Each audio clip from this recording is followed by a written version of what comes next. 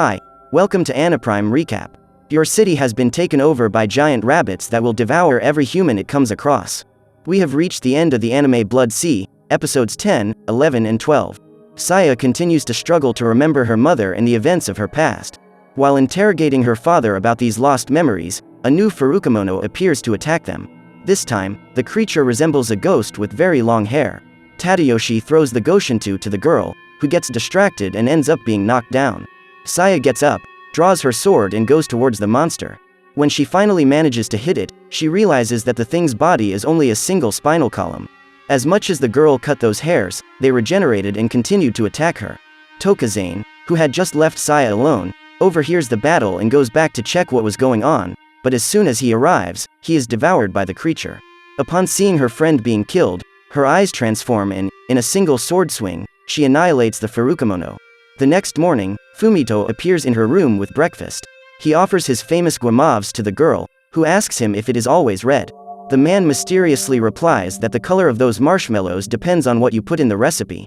Later, at Fumito's cafeteria, Saya meets Sensei Kanako, who asks if she could take a look at the books that were kept in the temple.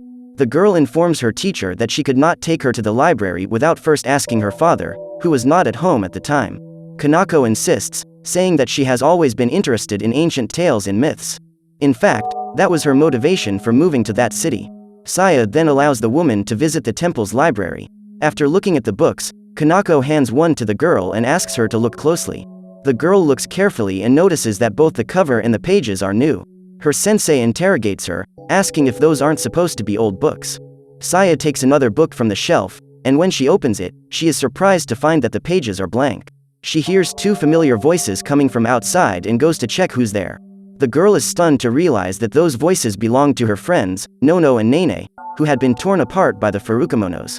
The twins reveal that no matter how hard they tried to stimulate Sayu's memories, the girl always returned to her current condition. The girls, along with teacher Kanako, explained to her that the whole town was just an act and that her true memories had been erased. Minutes later, Tokazane appears. He and the twins reveal that they want to end that theater soon and leave. Everyone in town had been hired to make Saya believe in that reality, with the promise that they would receive a reward. Tokazane wanted to receive money as a reward, while Nono and Nene were there in exchange for their criminal records to be cleared. Despite appearances, these girls are far from innocent. They even reveal to Saya that they are part of the main cast, along with Tomofusa, Yuka, Tokazane and Sensei Kanako. Therefore, they have amulets that protect them from Furukimonos. All the other actors were extras.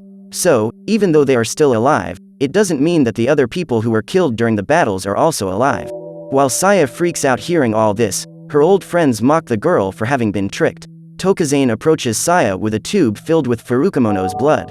Kanako informs them that as soon as Saya drinks that liquid, her memory will return.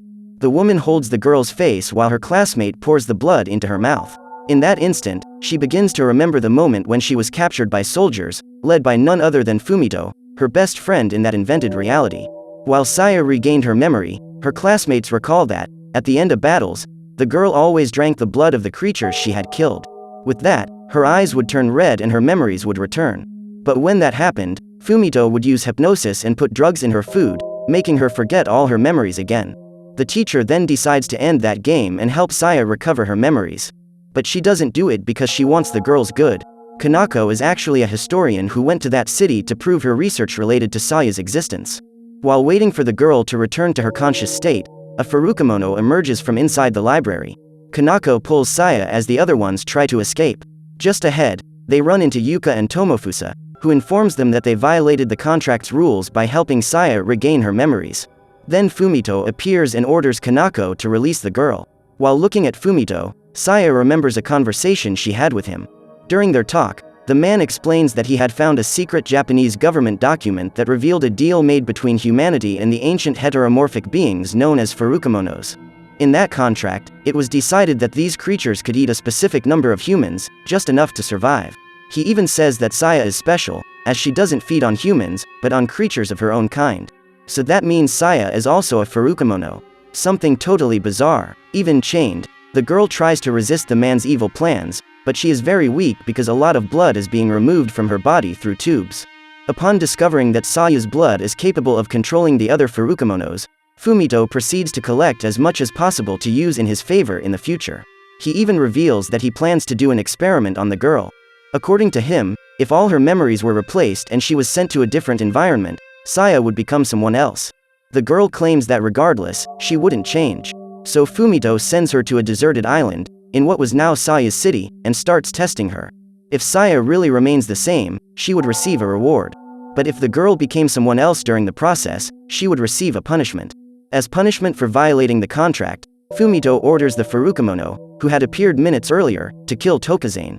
The monster jumps on the boy and crushes his head with its paw. Then devour it. Nono and Nene are terrified. After all, they were all wearing protective amulets. But Fumito reveals that after their supposed deaths, he handed them fake amulets. Knowing that they would be the next victims, Nono and Nene try to escape.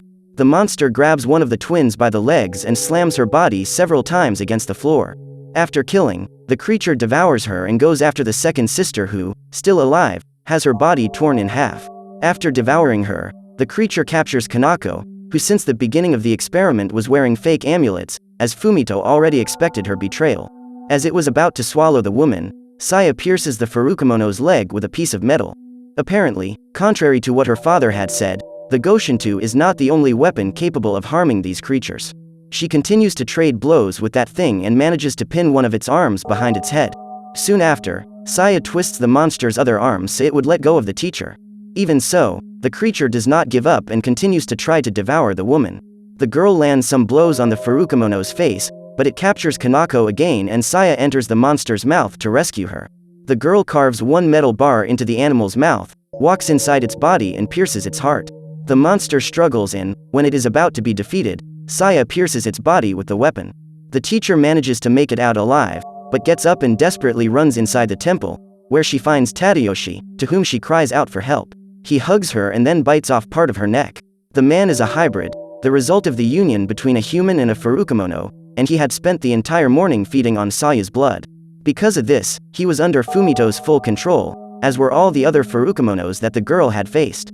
Controlled by that evil man, Tadayoshi starts attacking the girl with the same sword she used in all her battles.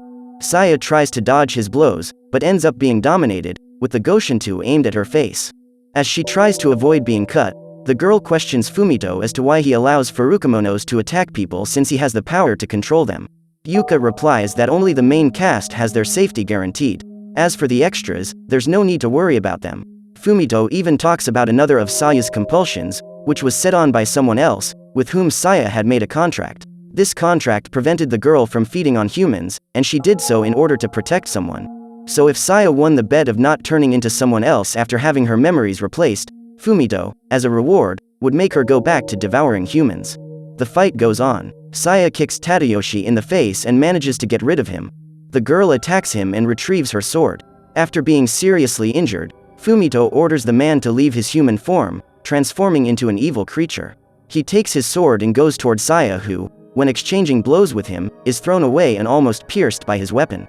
But the girl manages to dodge and does not give up the fight. They continue exchanging sword blows, until Saya has her skin ripped by Tadayoshi's claws. Then he throws the girl into the wall and runs towards her. She manages to escape, but is soon hit by other blows. Seeing that the girl is weakened, the creature takes her by the legs and throws her body against the ceiling. Then he throws her to the ground and stomps the girl hard, crushing her organs. Saya tries to get the man to regain consciousness, but soon realizes that will be impossible. He is being completely controlled by Fumito. When she is about to be killed, her powers are boosted and she cuts off both of the Furukimono's arms. Before dying, Tadayoshi regains his consciousness and reveals that Saya is the first hybrid he had encountered. And despite everything that had happened, he was glad he'd met her. The girl holds him in her arms, and even though that man is not her real father, she cries for his death. Then she goes after Fumito. The man breaks a talisman and releases a Furukimono who is soon defeated by Saya. She continues to pursue him, but is taken down by armed soldiers commanded by him. Tomofusa lunges at the soldier to stop him from continuing to attack the girl, but is soon killed. Before dying, the young man reveals that even though it was all an act, he had fallen in love with Saya for real. Meanwhile, that creature released by Fumito regenerated and started to multiply, spreading chaos across the city. What looks like giant and devilish bunnies invade the houses and attack all the extras. While trying to escape, they are captured and thrown into a giant bag, which is nothing more than an extension of that monster's body. While some people were captured, others were killed and eaten as if they were snacks. After the bag was already full of humans, another copy of that monster starts to tear them apart with its hands. From inside the car, as they fled, Fumito and Yuka saw all that chaos happening, but didn't do anything about it. To make things worse, the man even ordered soldiers to shoot the people who managed to escape. As they talk, Yuka, the only survivor of the main cast, reveals that her goal in agreeing to participate in that experiment is for Fumito to help her enter politics and become governor of Tokyo. As for Saya, the girl runs through the city streets in search of the man who had deceived her and takes the opportunity to destroy all the monsters that cross her path. She then spots Yuka and Fumito getting into a helicopter and uses all of her power to jump up and get to him. But when she is about to kill him, the man pulls out a gun and shoots Saya right in the head, causing the girl to fall into the sea. Before leaving, Fumito still reveals that the guimauves that Saya liked so much were made from the blood of the Furukimonos that the girl had killed. Back on the beach, as she recovers from her injuries, she cries as she remembers all the people she lost. And she is even sadder to learn that none of those relationships were real. For several days, Saya remains in the same place. From afar, that dog that always visited her was watching. It reveals that, before being captured, Saya had made a wish. She wanted to remain the same person, no matter what situation she was in, and the dog granted her wish. When the girl finally stands up, there's a different look on her face. She is undoubtedly determined to get her revenge on Fumito. Not just for deceiving her, but for all the people he killed. Will Saya be able to get off that island and get revenge on Fumito? So what did you think of this anime? Leave it in the comments below. And if you liked the video, like and subscribe for more anime recaps. See you next time.